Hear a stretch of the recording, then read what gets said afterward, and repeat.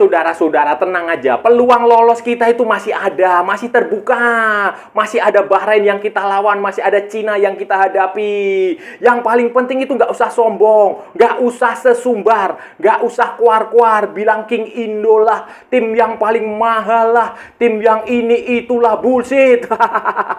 Dan yang jauh lebih penting lagi, nggak usah pakai gimmick-gimmick aneh-aneh. Biasa saja, santai, fokus. Biarkan pemain fokus, jangan diganggu dengan buzzer, influencer, YouTuber, apa segala macam itu yang mengganggu. Halo saudara-saudara, jumpa lagi dengan komentator gadungan di sini. Dengan komentator yang gadungan. Seperti biasa, saudara-saudara, seperti biasa. Kalau kita sudah bertemu, pasti akan ada yang kita bicarakan, akan ada yang kita perbincangkan, kita ulas, kita analisis, kita cakap, kita gibahin, kita bacotin, kita cangpan. Tentang sepak bola di seputaran Asia Tenggara, di negara-negara tetangga, negara-negara sahabat, negara-negara jiran, negara-negara serumpun. Indonesia, Malaysia, Thailand, Vietnam, Laos, Myanmar, Kamboja, Filipina, Brunei Darussalam, Singapura, Timor Leste, Australia, Wakanda, Konoha, negara api, negara angin, negara air, negara dongeng. Dan sekitarnya, semua akan kita bicarakan secara fair, secara jujur, secara adil, tanpa muatan politik, tanpa kebencian, tanpa provokasi, hanya berdasarkan fakta dan bukan klaim semata, saudara-saudara. Tidak ada hoax, tidak ada hoax, tidak ada hoax, baik yang sudah lama maupun yang terkini, saudara-saudara. Tidak ada lebay, tidak ada lebay. Bebas, saudara-saudara, bebas, bebas, bebas. Yang penting sopan.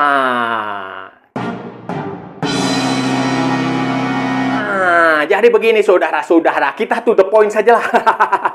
Kita to the point saja menyikapi masa depan tim nasional Indonesia di kualifikasi Piala Dunia 2026 setelah kekalahan menyakitkan. Ya, mau dibilang menyakitkan boleh, mau dibilang memalukan juga boleh, mau dibilang menyedihkan juga boleh. Pokoknya itu kekalahan itu yang terjadi seperti itu. Nah, peluang Indonesia ke depan itu, saudara-saudara, masih ada. Jangan takut, masih ada. Sekarang kan di klasemennya kemarin ya, setelah pertandingan Indonesia kalah itu dari Australia, Bahrain kan juga kalah dari Jepang. Nah, kekalahan Bahrain, kemenangan Jepang membuat Jepang otomatis lolos ke Piala Dunia. Dia menjadi negara pertama dari kualifikasi yang lolos. Negara pertama selain tuan rumah Amerika Serikat, Kanada, dan Meksiko yang memastikan diri lolos ke Piala Dunia. Kemudian setelah itu Arab Saudi mengalahkan Cina, saudara-saudara. Arab Saudi mengalahkan Cina. Itu berarti di klasemen sementara di grup C ini, saudara-saudara, Jepang di posisi pertama, Australia di posisi kedua, Arab Saudi di posisi ketiga dengan 9 poin, Australia di posisi kedua dengan 10 poin, kemudian Indonesia, Bahrain, Cina. Indonesia, Bahrain, Cina, atau Bahrain, Indonesia, Cina, atau Indonesia, Cina, Bahrain. Ya, pokoknya itu mereka itu 3 tim ini punya poin 6. Nah, di posisi ke-4, 5, dan 6. Dan pekan berikutnya, putaran berikutnya, pertandingan berikutnya, Indonesia akan menghadapi Bahrain, kemudian Cina akan menghadapi Australia, Arab Saudi akan menghadapi Jepang. Itu artinya semuanya masih terbuka, saudara-saudara. Yakinlah, percayalah, aku yakin Jepang pasti akan profesional. Saya nggak melihat mentalitas Bushido, mentalitas seorang samurai itu akan main mata. Tidak, saudara-saudara, saya yakin Jepang akan profesional 1000%. Mereka akan berjuang dan saya yakin mereka akan mengalahkan Arab Saudi di 3 pertandingan sisa. Mereka akan menang, termasuk nanti waktu bertemu Arab Saudi. Dan saya rasa juga Australia dan Cina itu juga masih mungkin Australia bisa menang, Australia bisa kalah, bisa imbang, masih ada peluang. Indonesia harus mengalahkan Bahrain. Jadi komposisinya masih bisa berubah. Kalau misalnya Arab Saudi kalah, kemudian Indonesia menang lawan Bahrain, kan poinnya Indonesia 9, sama lagi dengan Arab Saudi. Kemudian misalnya Cina mengalahkan Australia, 9 poin lagi, sama poin. Jadi masih bisa, masih ada, saudara. Santai aja, gak usah cemas, kita lihat saja, kita berproses.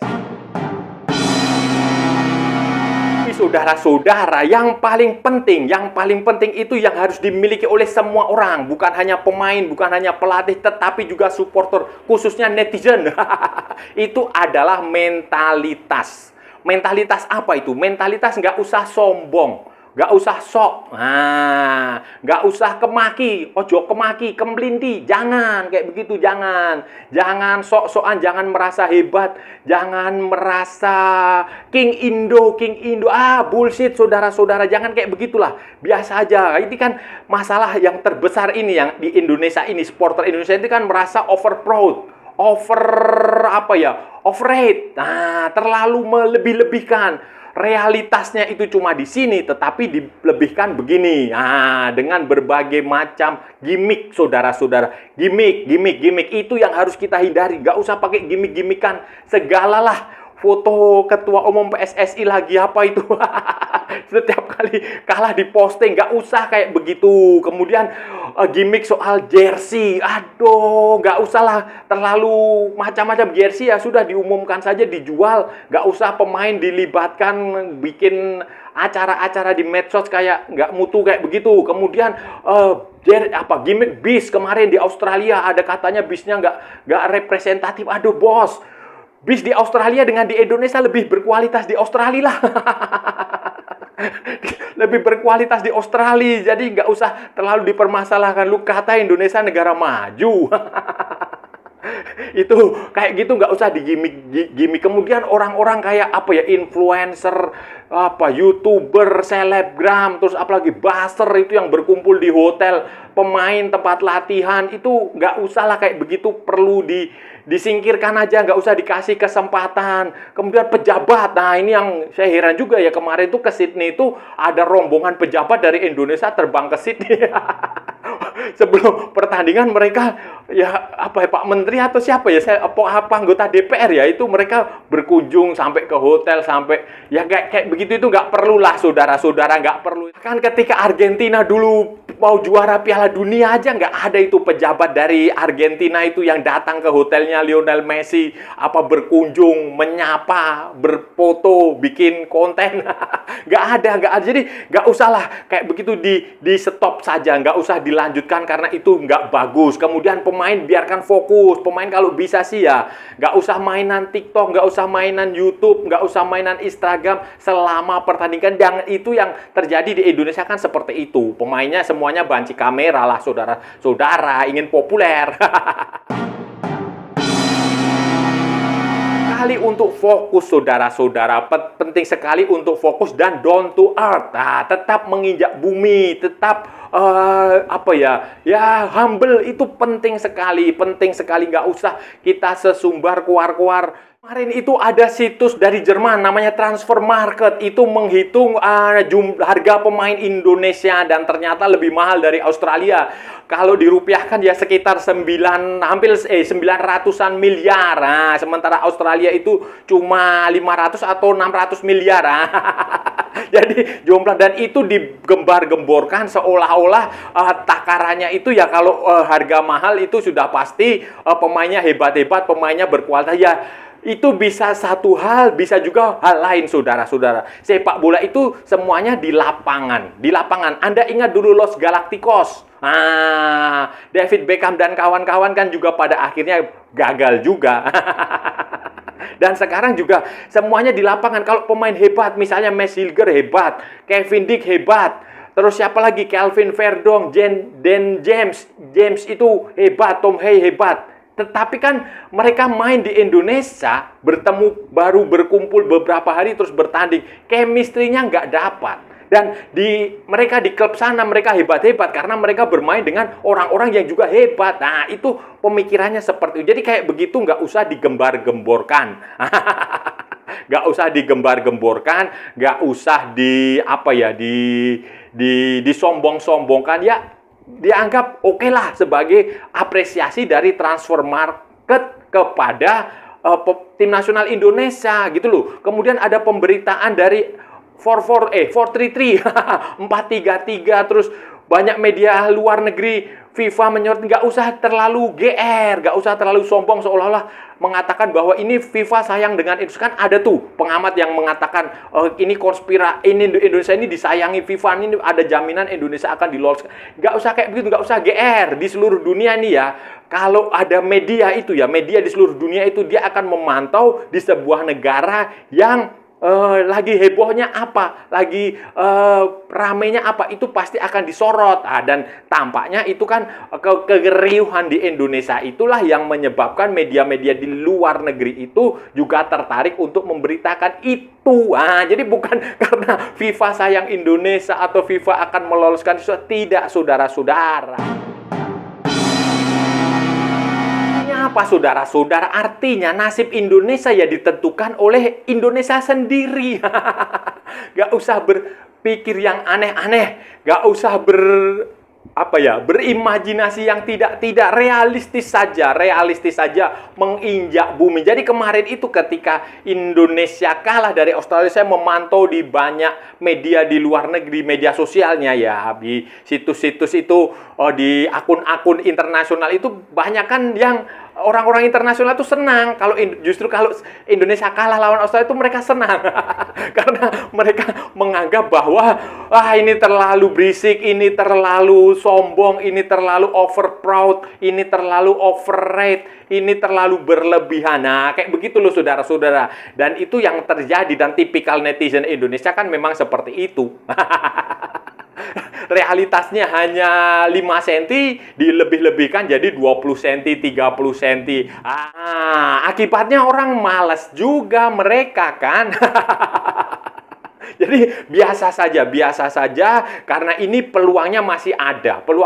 Biarkan pemain fokus ke pertandingan. Gak usah mereka direcoki oleh hal-hal di luar non-teknis, keributan yang gak penting di media sosial dengan banyaknya fans FOMO, fans yang seolah-olah paling timnas, paling ngerti sepak bola, menganggap kalau ada orang mengeluarkan pendapat dianggap busuk, dianggap macam-macam, dianggap tidak nasionalis, dianggap bullshit lah. Jadi biarkan pemain ini fokus, karena masih ada kesempatannya ya, ini melawan Bahrain ini. Kita lihat saja nanti melawan Bahrain, kalau bisa menang ya kita masih bisa optimis. Tapi kalau imbang atau kalah ya sudah selesai. Kita kibarkan bendera putih dan silahkan Pak Erick Thohir untuk mengundurkan diri, silahkan Patrick Kluivert meninggalkan Indonesia, silahkan Sintayong kembali. Teori di atas kertas seharusnya Indonesia bisa menang melawan Bahrain. Ada faktor teknis maupun faktor non teknis yang membuat Indonesia punya potensi mengalahkan Bahrain. Teknisnya jelas. Kemarin itu sebenarnya Indonesia itu kalah dari Australia itu karena gol cepat itu loh. Gol cepat di babak pertama yang waktunya hanya berapa menit itu. Itu jatuh di situ, mentalnya drop, koordinasinya juga kacau, dan Patrick Kluivert sok-sokan ingin total football. Beda dengan Sintayong yang pragmatis. Patrick Kluivert ingin idealis, tetapi dia lupa bahwa dia belum pernah menangani tim ini dalam sebuah pertandingan uji cobakah itu, atau hanya latihan 2 hari, sehari atau 3 hari itu saja. Itu kesalahan mendasar. Jadi sebenarnya saudara-saudara, dalam konteks seperti ini kita nggak perlu sok-sokan menyerang. Kita bertahan saja. Melawan Australia kah itu, Jepang kah itu, nggak usah kita ball position, itu bunuh diri. Dan itu terbukti kan, kita menyerang, kemudian ketika Australia dapat angin segar, mereka menyerang, kita kebobolan, dan terus-menerus kebobolan. Bahkan ketika kita berhasil mencetak gol, kita juga kebobolan. Jadi sudah nggak usah berpikir idealis, lupakan itu. Dan nanti lawan Bahrain kita punya potensi untuk menang, karena kita sudah punya waktu istirahat yang lebih banyak untuk latihan. Teknis juga kita punya faktor non teknis, yaitu dukungan supporter. Tapi harap diingat, tolong jangan berlebihan. Tolong dukungannya jangan kasar, jangan barbar, jangan brutal. Biasa-biasa saja. Fanatik boleh tetapi jangan bodoh. Jangan gila boleh tetapi tetap rasional, tetap kepala tetap dingin. Nah, jadi bisa berpikir sejernih-jernihnya. Karena begini, dukungan yang berlipat sekalipun itu juga bisa menjadi bumerang. Bisa menjadi bumerang, saudara-saudara. Bisa membuat para pemain itu justru grogi sendiri. Itu yang harus diwaspadai. Dan Bahrain saya rasa ini nanti pada pertandingan nanti mereka akan bertahan. Mereka akan bertahan, mereka akan mengandalkan counter attack, mereka akan meniru taktiknya Sintayong. Negatif football, defensif football. Nah, mereka pasti akan bertahan, kemudian mencari celah, mencari kesalahan Indonesia seperti yang dilakukan Australia kemarin. Dan ini harus benar-benar diantisipasi dengan baik oleh Patrick Kluivert supaya kesalahan yang kemarin terjadi waktu pertandingan melawan Australia tidak lagi tercipta. Pemain seperti Tom Hai itu dia butuh cover, butuh pelapis, butuh pelindung, pemain yang bisa bekerja keras seperti Gennaro Gattuso. Bukan seperti Ivar Jenner. Nah, saudara-saudara, itu tadi pembahasan kita kali ini, saudara-saudara. Kita sudah bicara panjang lebar dari A sampai Z, dari barat sampai ke timur, dari utara sampai ke selatan, dari Sabang sampai Merauke, dari Pulau Rote sampai Pulau Miangas. Semua sudah kita perbincangkan, semua sudah kita ulas, semua sudah kita cakap, semua sudah kita bacotin, semua sudah kita gibahin. Tadi saudara-saudara, tadi kita bicara tentang masa depan tim nasional Indonesia setelah kekalahan memalukan, menyakitkan. Ya memalukan sih sebenarnya enggak ya. Yang menyakitkan lah saudara-saudara, memalukan karena ya ekspektasinya terlalu berlebihan. Ekspektasi orang-orang itu terlalu berlebihan, kedatangan orang-orang Belanda itu, pelatih-pelatih Belanda yang baru, yang semuanya wah udah bintang lah mereka. Kemudian kedatangan pemain-pemain bintang, kemudian hype-nya apa istilahnya ya, pokoknya prakondisinya yang berlebihan, sesumbar yang dilontarkan netizen, PSSI, apa segala macam media itu membuat ya kalau kita kalah segitu ya memalukan bagi mereka yang berharap banyak. Tapi yang tidak berharap ya kekalahan seperti ini dengan skor seperti ini wajar. Karena selama ini kan kita juga rekornya head to head-nya kan juga kita kalah dengan Australia. Dan kita juga pernah dibantai waktu Piala Asia. Jadi ya tergantung sudut pandang kita lah saudara-saudara. Sudut pandang kita kekalahan dari Australia tetapi nggak usah terlalu diratapi. Karena peluang masih ada. Kemarin setelah Indonesia pertandingan, Bahrain kalah lawan Jepang. Jepang lolos ke Piala Dunia. Bahrain itu masih di bawahnya Indonesia. Kemudian Arab Saudi mengalahkan Cina. Jadi di klasemen, Jepang posisi pertama sudah pasti lolos ke Piala Dunia. Posisi keduanya ada Australia. Posisi ketiganya ada Arab Saudi. Posisi keempat, kelima, dan keenam adalah Indonesia, Bahrain, dan Cina. Indonesia, Cina, Bahrain apa? Indonesia, Bahrain, Cina ya? Poinnya sama 6. Dan Indonesia sebentar lagi akan bertemu dengan Bahrain. Nah, sementara Cina akan menghadapi Australia dan Arab Saudi akan menghadapi Jepang. Jadi itu masih ada peluang. Andaikan Arab Saudi kalah dari Jepang, Jepang itu dia nggak akan main mata lah, saya yakin. Aku yakin dia pasti akan tetap profesional walaupun dia sudah lolos itu sudah pasti dia akan main serius. 3 pertandingan terakhir itu pasti akan mereka menangkan. Kalau Arab Saudi kalah, misalnya Indonesia bisa menang lawan Bahrain, kan poinnya kembali sama kan. Begitu pula Australia atau Cina bisa kalah atau jadi ini masih terbuka saudara-saudara. Peluangnya itu masih terbuka. Jepang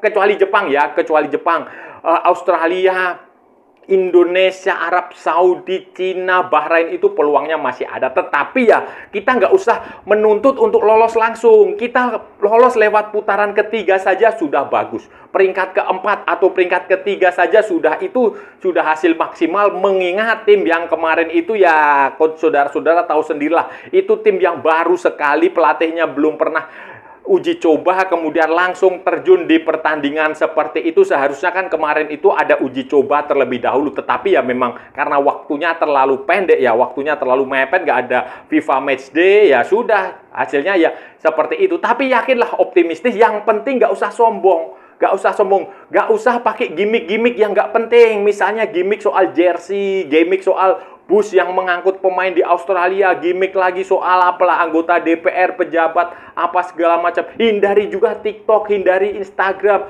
jauhi dari influencer, dari selebgram, dari YouTuber. Gak usah dilayani kayak begitu. Pejabat juga gak usah datang ke hotel ngapain. Itu biarkan pemain fokus ke pertandingan. Kalau itu dilakukan, saya yakin Indonesia akan bisa mengalahkan Bahrain, akan bisa mengalahkan Cina, dan ya mungkin kalah dari Jepang nggak apa-apa, tapi punya potensi untuk ke arah situ. Dan saya rasa sudah cukup ya saudara-saudara pembahasan kita kali ini. Kalau ada salah-salah ya mohon maaf, namanya juga gadungan. Wajar kalau gadungan itu salah saudara-saudara. Tapi kalau benar berarti sebuah kebenaran. Kalau sudah merasa channel ini bermanfaat, berguna, menghibur, menginspirasi, silahkan like, share, and subscribe. Tapi kalau tidak, saudara-saudara abaikan saja, skip, dan jangan ditonton. Tetapi jangan nyampah, jangan membuat komentar yang menghina, menghujat, melecehkan orang maupun negara. Santai aja, ini hanya bola. Kita nyari teman, bukan nyari musuh. Ikuti juga akun media sosial Komentator Gadungan, ada di Instagram, ada di Facebook, dan ada di TikTok yang bukan TikTok Shop, saudara-saudara. Oke. Sampai bertemu lagi di edisi berikutnya dengan tema-tema yang jauh lebih tidak bermanfaat, dengan tema-tema yang jauh lebih tidak berguna, dengan tema-tema yang jauh lebih membagongkan. Salam olahraga dan merdeka!